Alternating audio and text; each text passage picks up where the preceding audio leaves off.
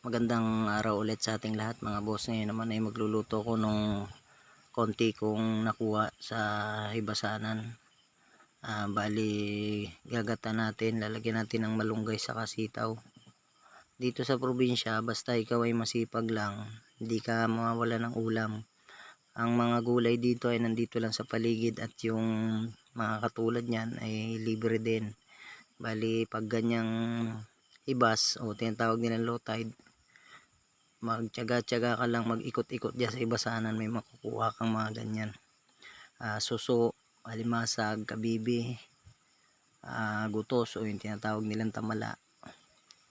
Hindi ka mawawalang makukuha dyan. At yung basanin dito sa amin, ang lawak. Kaya yan, sandali ko lang yan nakuha, siguro mga 1 oras lang. Ngayon lang, maraming salamat.